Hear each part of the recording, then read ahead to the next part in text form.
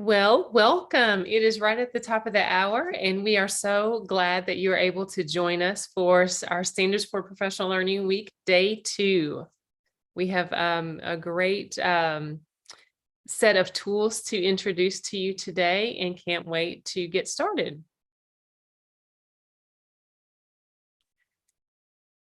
So our theme for today is elevating educator voices and behaviors. We know how important it is to bring the voice of those closest to our students in into decision making and into implementation practices for everything that we do, and that holds true for professional learning as well. So the two tools that we have to highlight and feature for today, we'll focus just on that, bringing those voices, as well as looking at specific daily behaviors for educators at all levels in terms of their place and their position for implementing professional learning. For those of you who were able to join us yesterday for our 1 year in, where we focused on advancing outcomes, we welcome you back today. And for those of you just joining us, we welcome you as well. We do have a lineup of tools to feature each day this week, with today again focusing on the educator voice and behaviors. Tomorrow at 3 p.m., we will focus on following policy pathways to support high quality professional learning. On Thursday, we will look at examining impact, and that will be through the specific lens of our standards assessment inventory with Tom Manning. And then on Friday, we'll wrap up this great week with a focus on how we embed equity for all, so that everything else that we're implementing truly does reach every student in our schools and in our systems. And our featured guest for Friday will be our very own President and CEO, Fred Brown. I will be joined by my esteemed colleague, Elizabeth Foster, today. And throughout our time together over these next 60 minutes, you'll get to hear a bit of conversation, kind of behind the scenes look at real world scenarios, as well as promising behaviors. So we'll get a chance to talk with Elizabeth for a little bit and learn a lot more about the standards vignettes.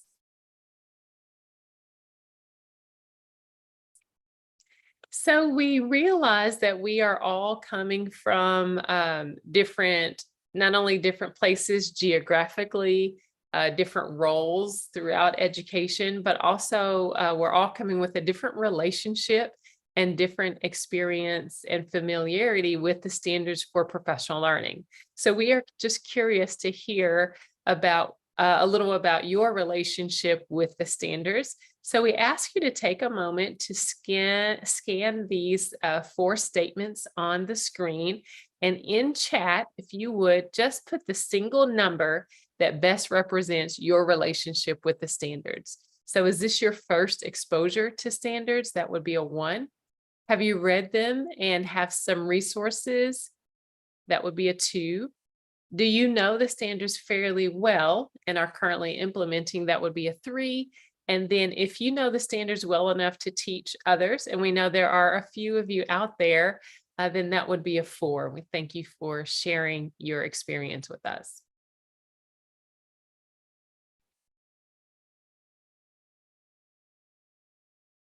Seeing lots of 2s come through. So you have at least seen these standards. Excellent. And you already have some of the resources. That's fantastic.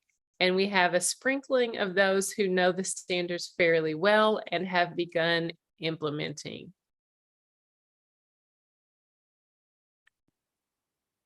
Excellent. And thank you so much for that information. Every day this week, we will, for those who are somewhat newer to the standards, we will feature this standards overview, which I'm about to get into during our first 15 minutes. And we just want everyone to kind of at least have the same entry point and understand the foundation of the standards. So in so doing, we like to start with why standards for professional learning. You all are familiar enough now, I think, to know that the standards are grounded in evidence, both from the past standards that we have had, as well as insights from the field. And additionally, we are extremely proud, as we have been with all iterations of the standards, that they are backed by research. In this particular iteration of the standards, we were fortunate enough to partner regarding research with the American Institutes for Research, and the organization found during a meta-analysis that they or as an outcome of a meta-analysis that they conducted, that the standards for professional learning are associated with both improved teacher instruction as well as student achievement outcomes. So we are very proud to be able to have the research to back up that impact of the standards.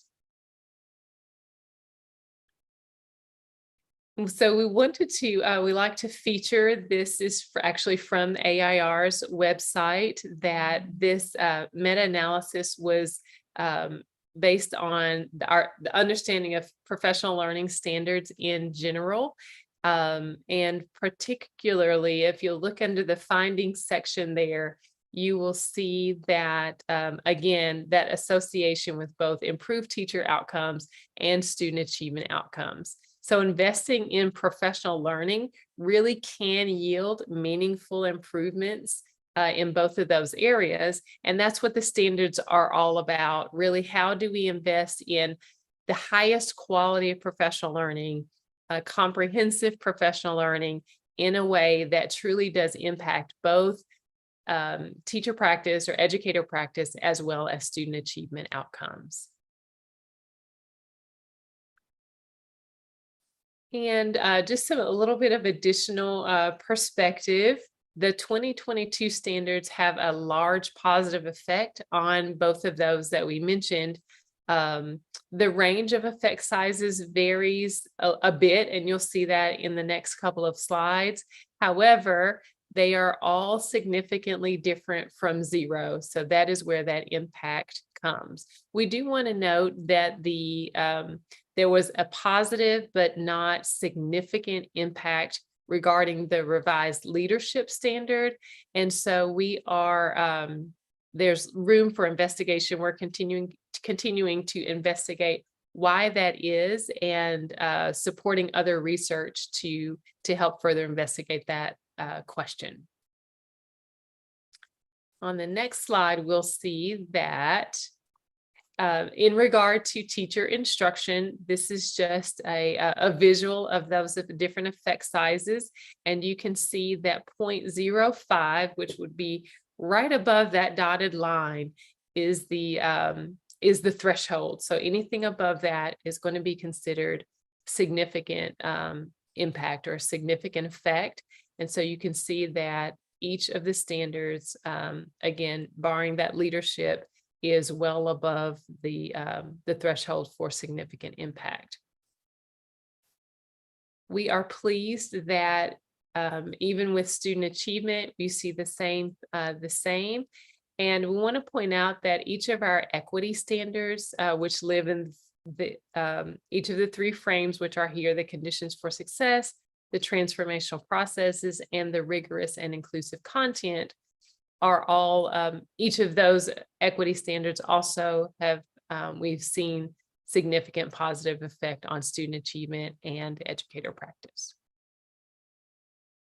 So with that research background, we are confident and stand firm in the fact that our standards for professional learning really are able to lead to improvement for all learners. So this is our visual that demonstrates how those flow from one to the other. So when the standards are the foundation, and really describe, inform, and help shape high quality professional learning, then we see growth in educator knowledge, skills, and belief, as well as educator practice. And we know sometimes the change in practice comes first, and then educators become believers, and sometimes believe the belief and the knowledge and skills comes first, and then the practice follows. But nonetheless, regardless of pathway, we do see improvements in outcomes for each student.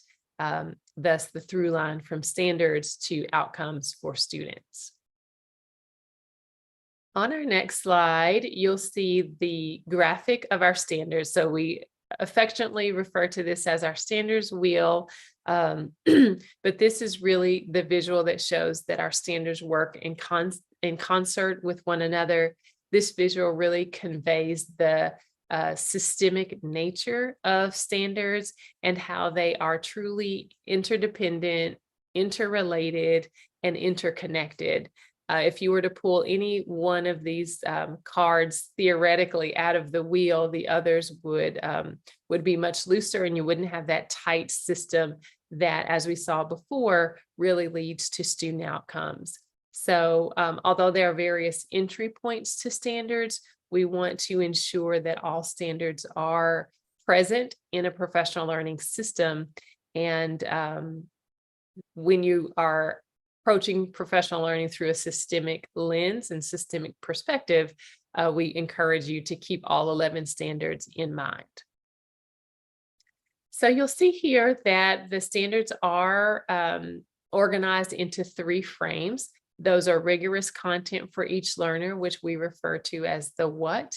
The transformational processes frame are those processes that really help ensure that true learning takes place and that learning is sustained.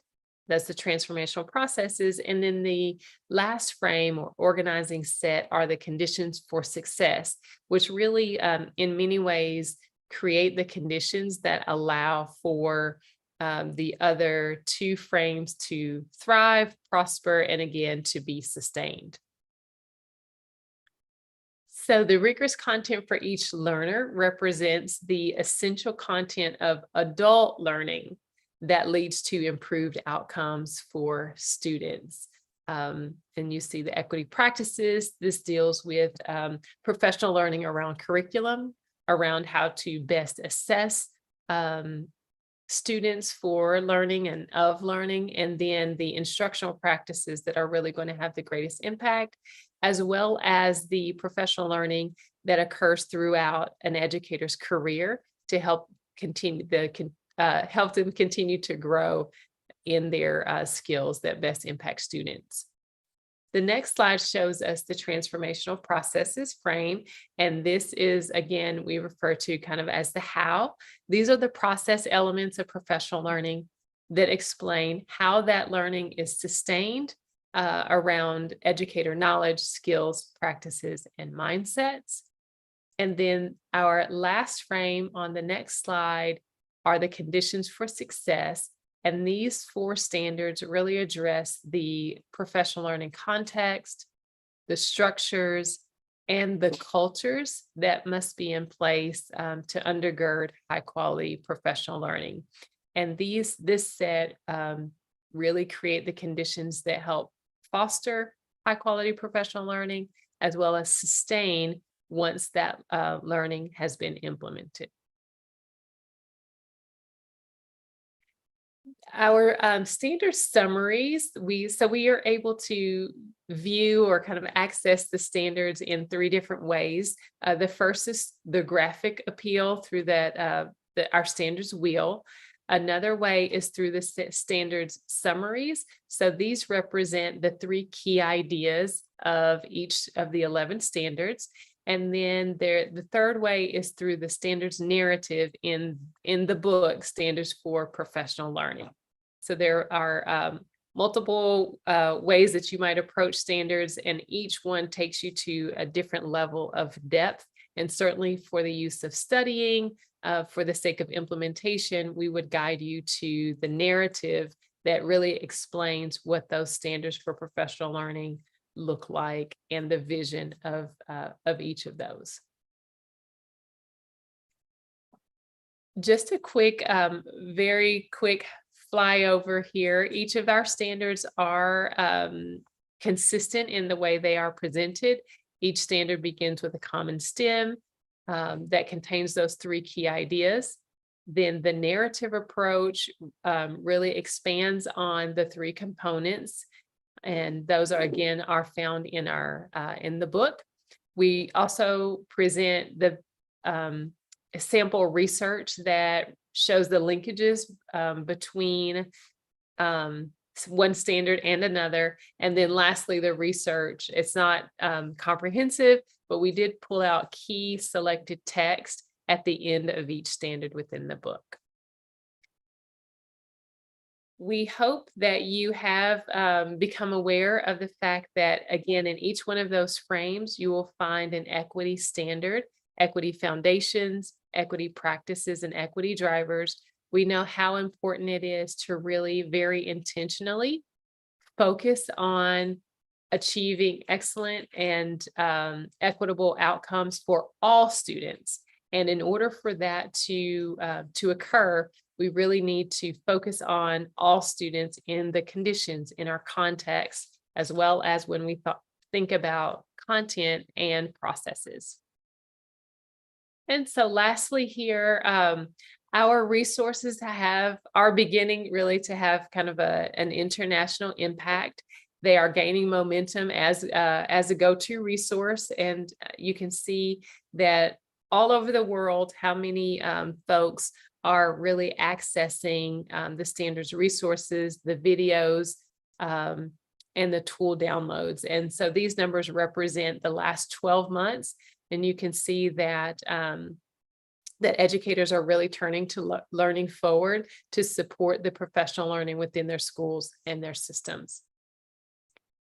So lastly here, we encourage you to visit our website at standards.learningforward.org to access the narratives of the standards, as well as other great resources that we've released over the past 12 months, and not 12 years, over the past 12 months. And certainly the tools that we are releasing this week will be added to that website. So now I have the pleasure of turning it over to my colleague, Elizabeth Foster, who will tell us a little bit more about the standards vignettes. And Elizabeth, what's up with this challenge here? Well, first, I just have to say there were times when it felt like 12 years, but it was 12 months.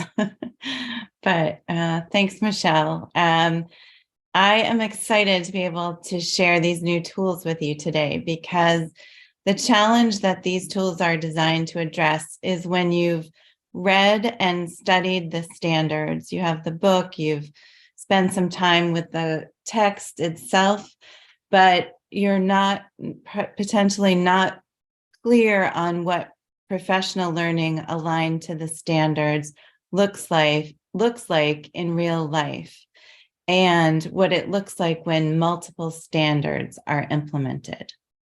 So to address that particular challenge, today we are unveiling and releasing 4 vignettes that illustrate how the standards can be implemented in different contexts.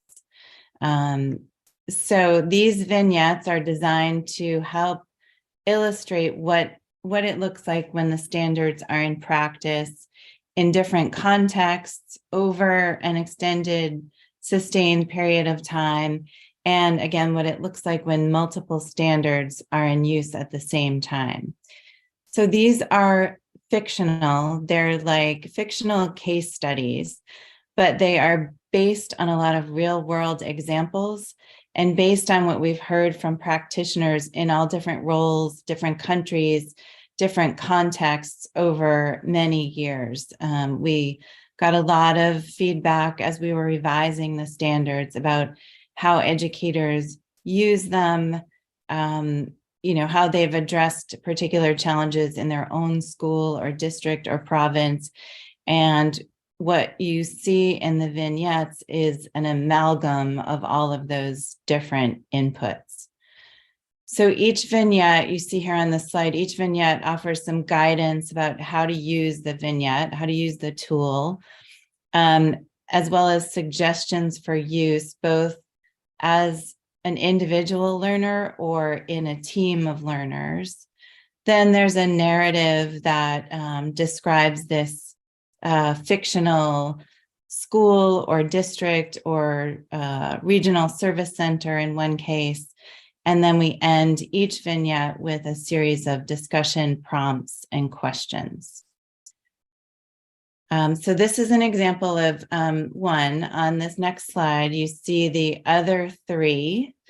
And as I said, these all represent multiple standards. So you can tell from the titles that like leading learning for students and educators has a lot of leadership in there, but it's also about equity foundations. It's also about collaborative inquiry, and then achieving the full benefit of a new curriculum includes content directly related to the curriculum assessment and instruction standard, but it also has elements of leadership and culture of collaborative inquiry as well.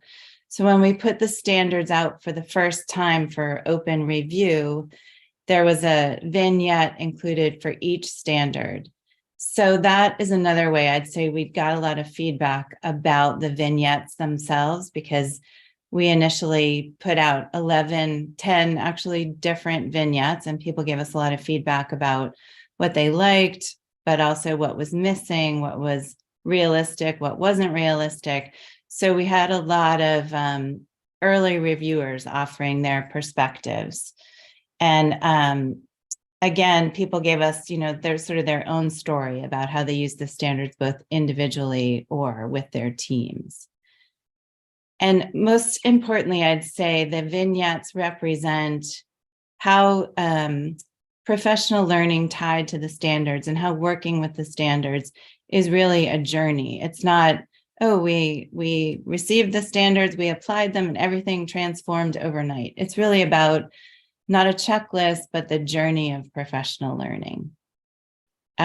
So I'll just say again that these represent a variety of contexts. So there's one that focuses on collaborative professional learning at the secondary level in British Columbia.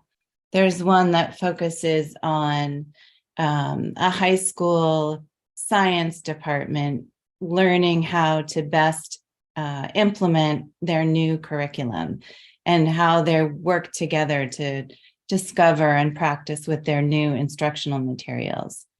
There's also one about district leadership, and then finally one that focuses on implementation across a rural regional service center.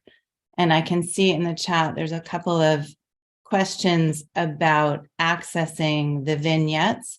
And these are all, Jeffna's putting it in the chat, but these are all downloadable for free on our website. And there's a link in the chat. There'll be a link in the chat shortly, I think. Now, I'll just add, the fifth vignette is one that was published. Some of you may have already seen it. It was published in the Learning Professional in February.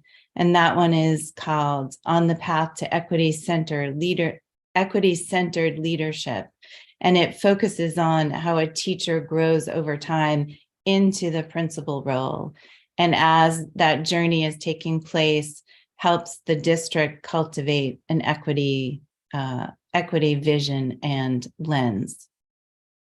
So I hope you're getting the sense that there's a lot of different roles and contexts represented across the vignettes. So as I said, the purpose of the vignettes is really to help educators envision what professional learning aligned with and informed by the standards looks like, how to really picture the standards in action in real world settings, and how to consider how standards-based professional learning can address their particular challenges. And as you'll see in a couple slides, we have embedded challenges throughout all the vignettes to sort of help you locate yourself and follow along with what the fictional characters are doing in the vignettes. So on the next slide, you see some action steps to help you get started with the vignettes. And the first two can really happen individually or with the team. We thought about how things could be used synchronously in a team or asynchronously with some pre-work and then coming together as a team. So these can be used in a lot of different ways. So there's some flexibility there. And I especially like this last action step, or this, let's say third action step, where we recommend that you discuss what you can learn from the similarities and differences between the scenarios and your own context, because obviously these are not real places. And in some cases, there are some combinations of factors and conditions that you might not necessarily see in your own school or system, but talking through that, what's different, what could be different, how you would handle something differently. If you think you do something better with the standards than you see in the vignette, that can be a really valuable conversation to have with your team. So I will just offer a couple of suggestions on the next couple of slides for how to sort of take these apart and engage with them.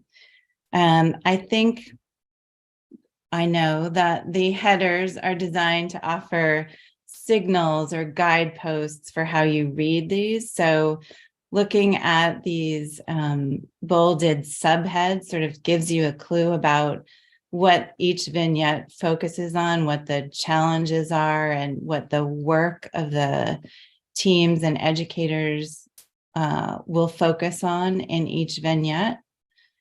And then on the next slide, what we had some teams do or people do individually is take different colored highlighters and go through and maybe start with identifying the challenge you see in each vignette. So in this case, you'll see it's to improve history instruction and identify and address inequities of learning experiences among students. So if that is a challenge that resonates with you in your role, this is a good vignette for you to start with, and sort of a way to sort of ground your reading or your team's discussion in what the standards are going to help you to address in this particular vignette. So you can see there's a challenge around competing demand for teachers' time and energy, making instruction more culturally supportive. And you'll see the challenges are different in each of the vignettes. And then on the next slide, once you've identified the challenges, it's nice to identify the solutions. So you see here in green, the team has gone through and highlighted that the collaborative inquiry process is how they're going to, is the process they'll use to address the challenge they've identified. You see at the bottom in that center column, leaders pledging support. That's one very important solution. Collecting data, working in a inquiry cycle. So this will look different based on each vignette and what your either team or individuals identify as solutions. And sometimes it's what resonates most with you or what you're working on already as the solution you want to kind of zero in on. But this is a nice exercise to follow the challenge identification. Then on the next slide, excuse me, this is an important step that we made sure to include in each vignette, and that I think is important to draw out in your team discussions as well. What are the successes that you're seeing? What are the successes that this fictional school or system or team is seeing? And then it's nice to pause and say, what are some of the successes as you move along that we're seeing in our own system or school? And that is a really nice one to kind of dwell on for a few moments.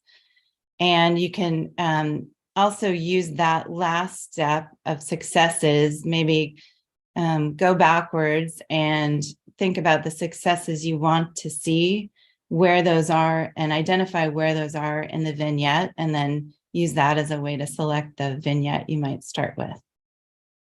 So that's a overview and little bit of a dive into the vignettes. They are available on the website. You can see that in the chat a couple of different times. And that is it. And I'm happy, Michelle, I think, to turn it over to you.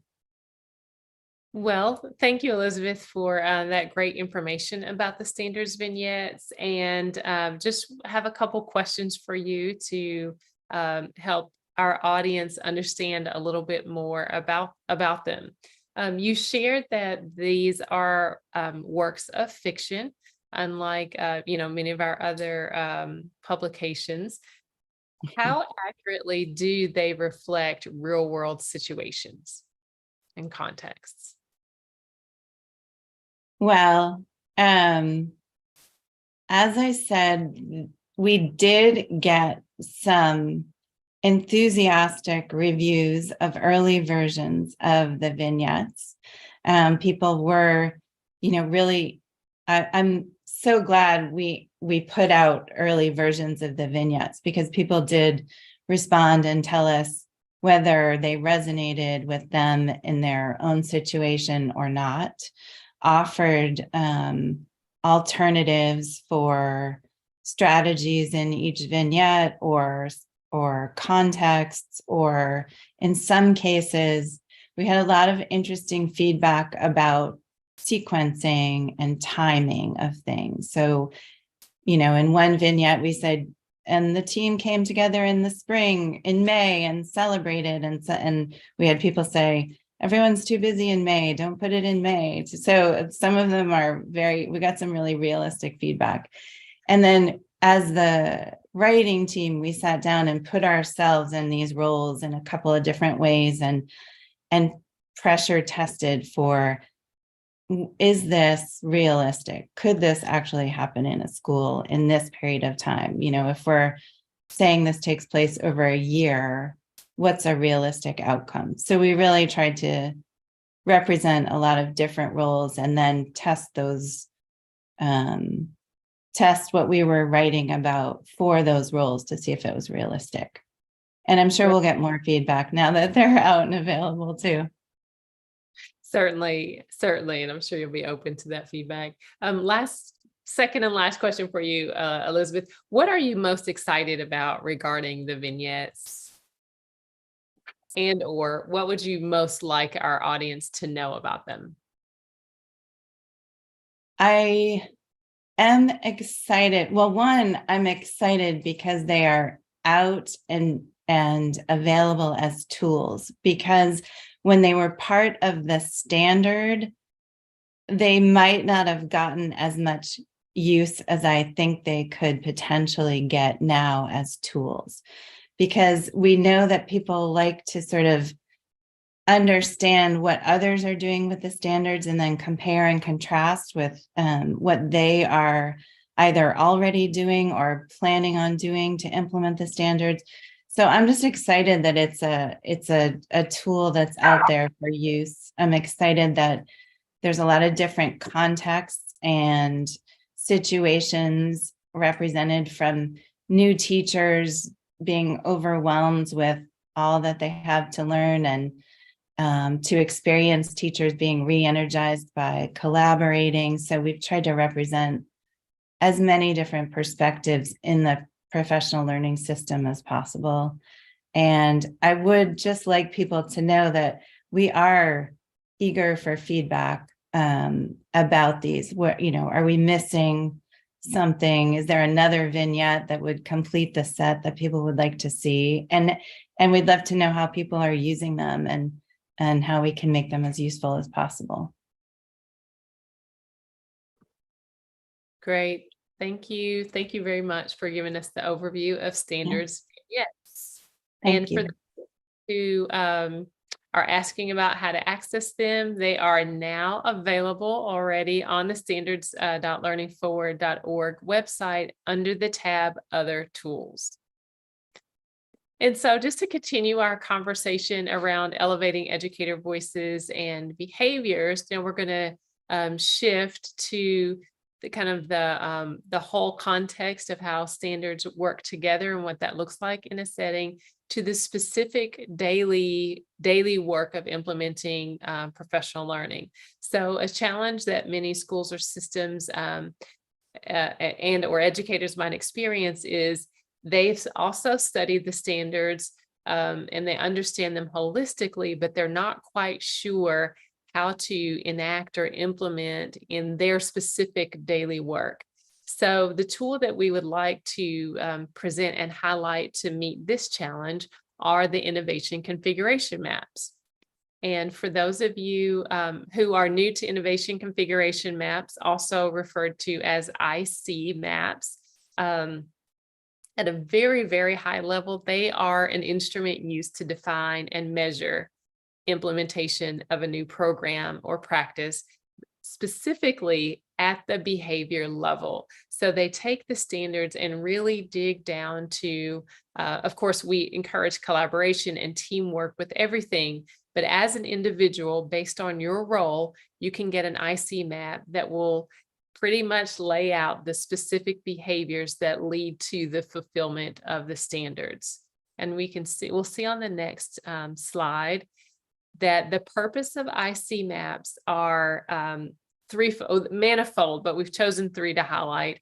One purpose is to, like we said, just to really help educators envision what the standards look like in an individual kind of daily implementation.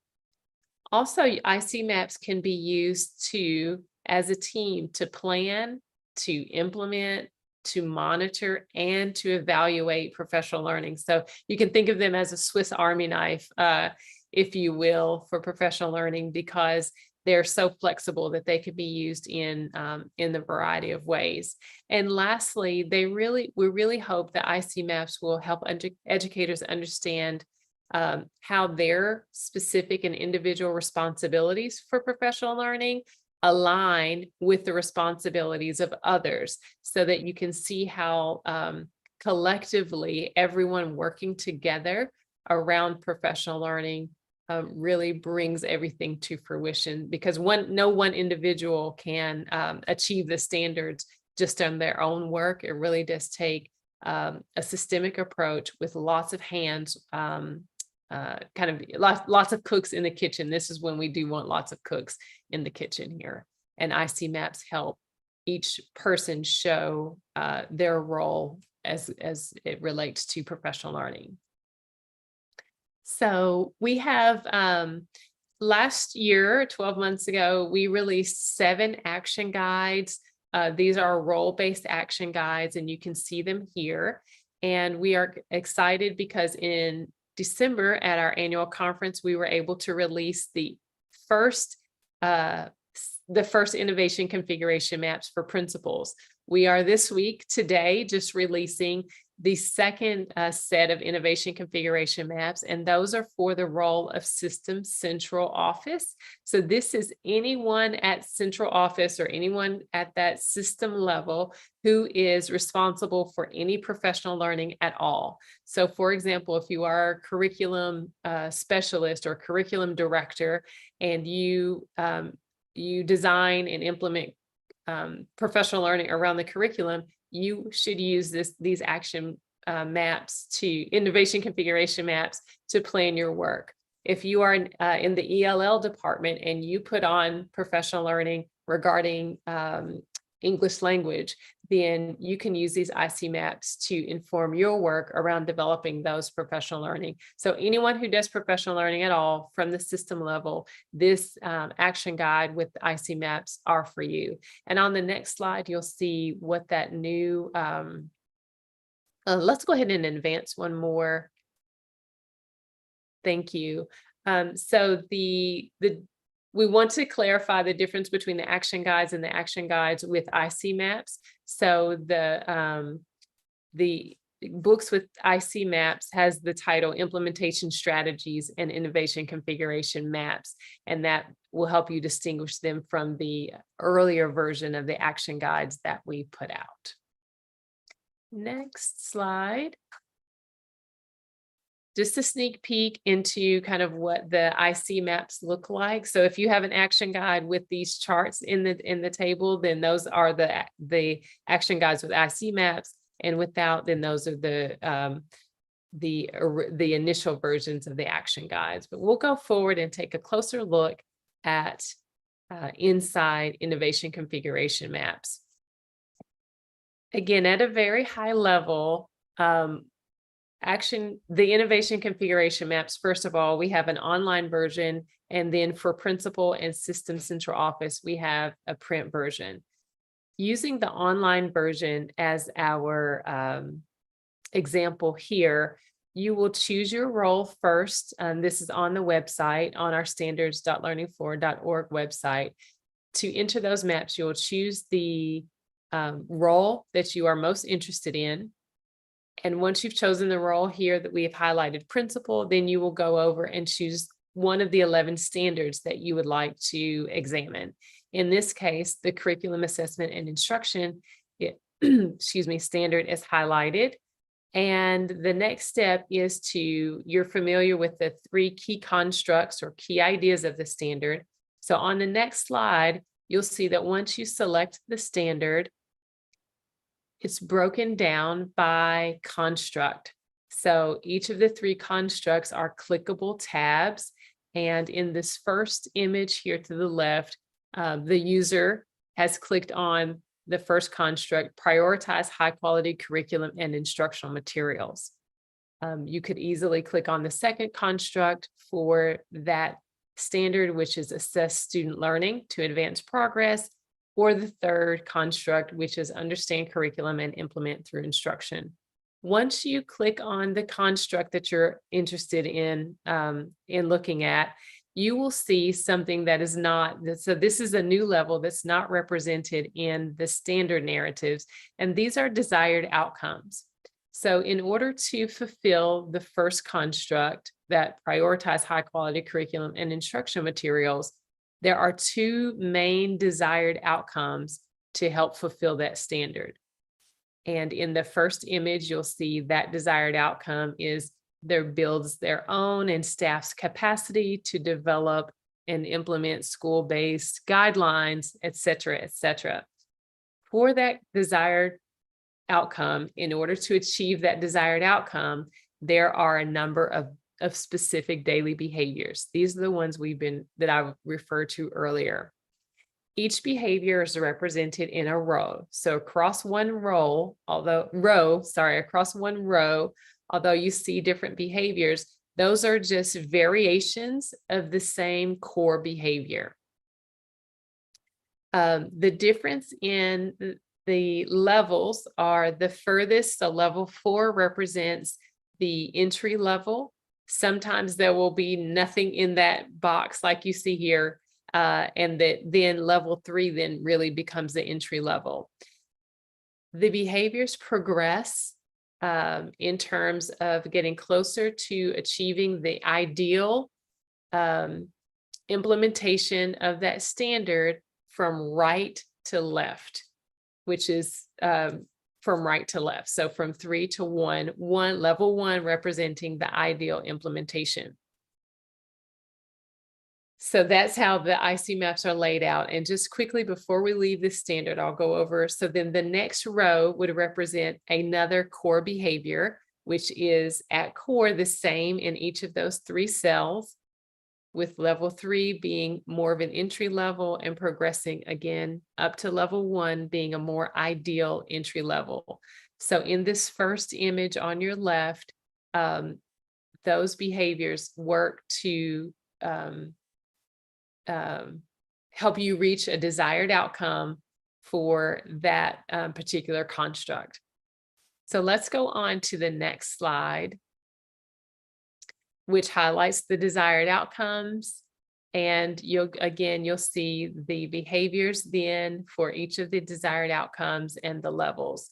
I want to make a point quickly about, if we'll go back just a quick second, thank you.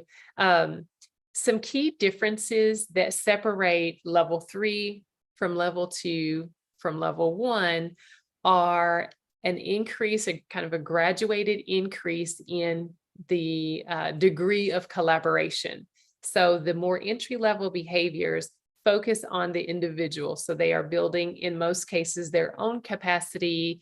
They are developing their own understanding, etc., at levels 4 and 3. And then as they move to level 2, then the degree of collaboration increases. So I'm now maybe working with selected staff or selected team or department members for level 2.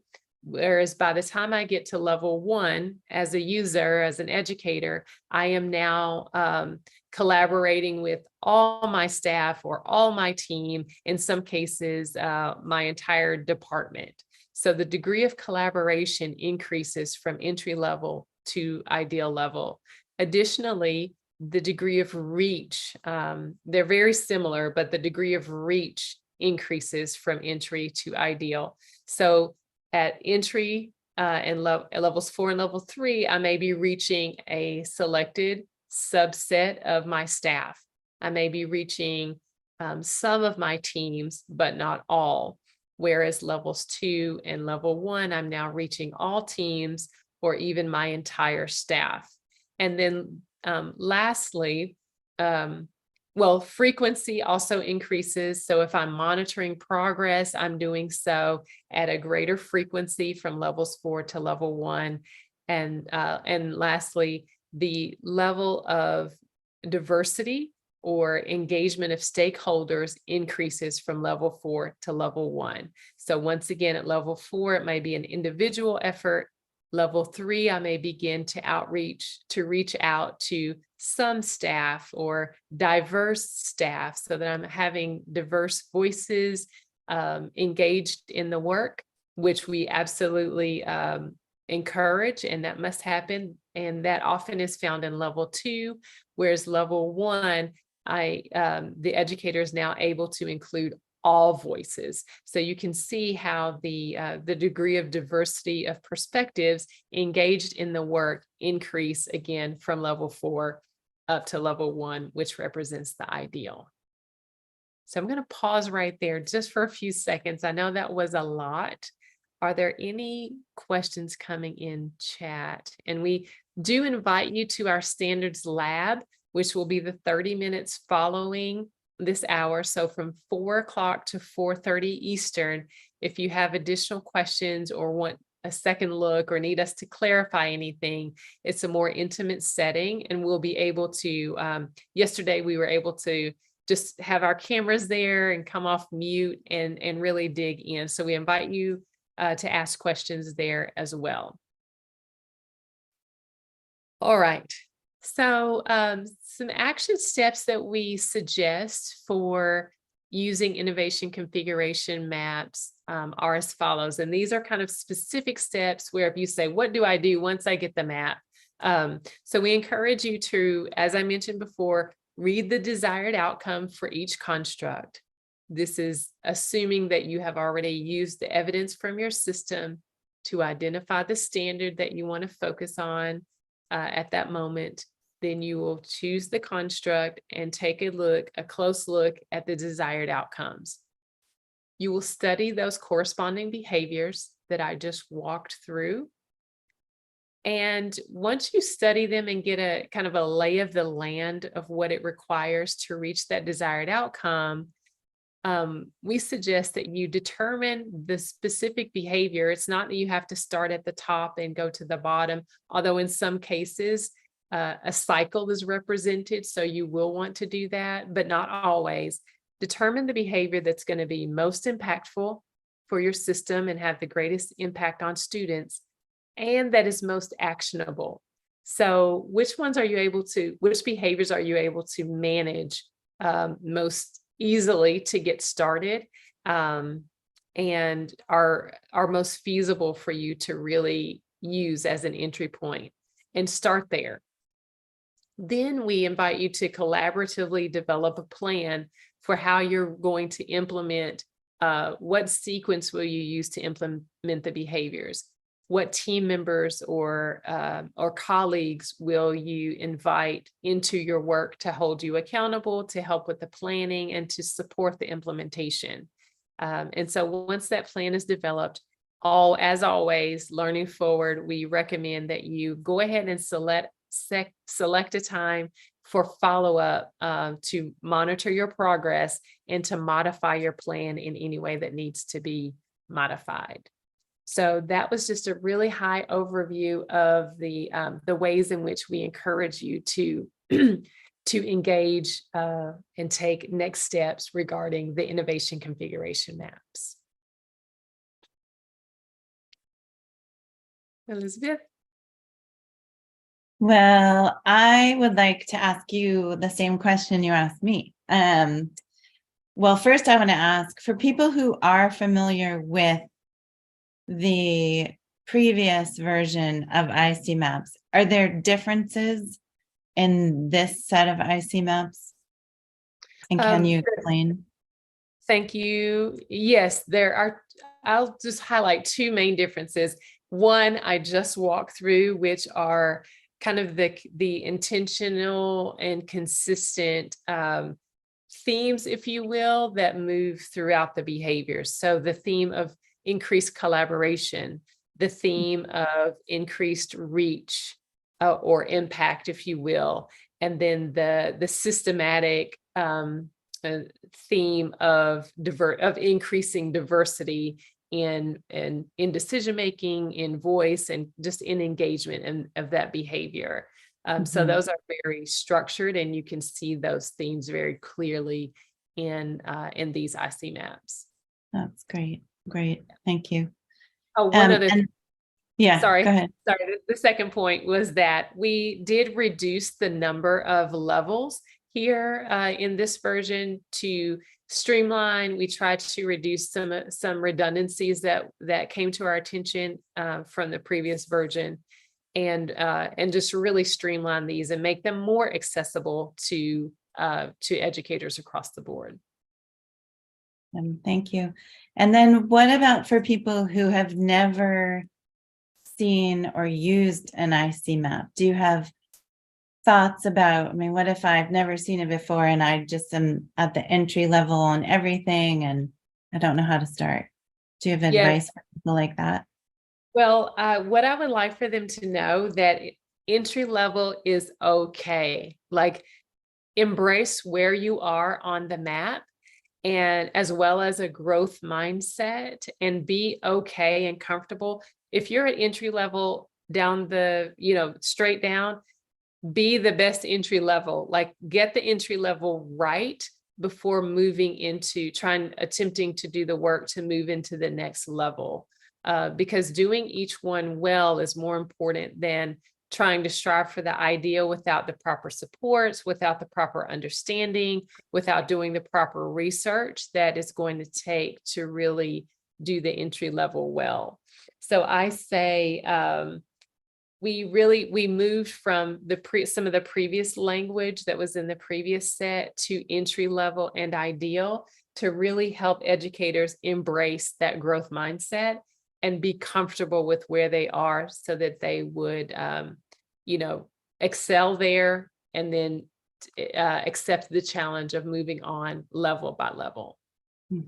Very nice. Yes, it's a journey, I think, is our theme today, and that educators' experience is really what we're honoring with these different ways to support them throughout their standards journey. Okay, and then I think the last question I would have, unless there's some questions in the chat that I should ask you, but also if people have questions, please add them in the chat. What are you most excited about in releasing these IC maps? Great question. I'm just excited that, of course, for those of you who don't know, we were able to release the IC maps 12 months ago at the same time that we released the standards. They were all web-based at that time, but I'm excited to now have print versions for the principal and System Central Office. But the excitement comes just because we released them 12 months ago. Educators really have, I think, a jump on beginning to practice implementing the behaviors at such a specific level that will fulfill the standards. So I know the previous version, just based on various circumstances, it took over 12 months, I think, between the time that those standards were released and the IC maps. So for 12 months, educators were kind of left trying to figure out what this looks like in their own practice. And so I'm excited that we have been able to give educators that support at the same time that the standards are released. Great. And I do see a question in the chat for you. Are there plans for developing IC maps for the other roles? So like I said, all the maps are available. Well, IC maps are available for 4 of those roles: System Central Office, Principal, Coach, and External Partner. Those are available and have been available since April of 2022 on our website. So feel free to explore those there. We are in the process currently of releasing print versions of the IC maps for the other 2, for Coach and then for external Partner. And those should be out and released within this calendar year of 2023. Mm-hmm. Great. And I will just say this, these are not IC maps, but there are action guides for superintendents, like state superintendents or commissioners, teachers, and district superintendents. So they don't have IC maps, but they have the standards and action steps in them, in case that's of interest to people. And then I think we are generating the link for the lab as we speak, so that we hope that people can join us in the lab after this, because it'll be a chance to turn on your cameras. Oh, there it is. Jeff put it in. Turn on your cameras and ask any questions you have in virtual person. So thank you. And we encourage you to copy that. Go ahead and copy that link, save it somewhere, and because you'll want to use that to get to the standards lab. This will be closing, and we'll all jump over there for that conversation. And so just in closing, these last 2 minutes, if we could go back to our slide deck, we just want to preview tomorrow's great session. Elizabeth will be speaking with a special guest, and they will be discussing the richness of policy and the variety of pathways that systems can use to support high quality professional learning through pathways. There are more than one pathway. It doesn't just have to be federal policy or state policy, but there are a variety of ways. So they'll be highlighting that at the same time. 3 p.m. Eastern. And then again on Thursday, we'll be taking a look at examining the impact of professional learning through the SAI, the Standards Assessment Inventory. And we will wrap all this excitement up on Friday as we take a look at embedding equity for all learners. And we'll be looking at a new tool there as well. Please join us in December for our annual conference. Our 3 keynote speakers will be Christopher Emdin, Sharon Helmke, and Brandy Hennick Crawford. And we're super excited The 22 conference was a sellout, and we are on track and expecting the same for 2023. We'll be in the Washington, D.C. area at National Harbor. So go ahead, registration is open. Go ahead and get your registration in and plan to be with us there. Is there anything else, Elizabeth? I just got a note that said people should use that last link in the chat for the labs. And the labs are not being recorded because we thought people would feel more comfortable asking questions, maybe potentially, I don't know, questions they didn't want recorded in the labs. But if you can join us, please do. And thank you very much for today. Go ahead and copy that link because it's the only way to get into the lab. And we thank you for joining us and hope that you're able to, we certainly invite you back for the rest of the week. We hope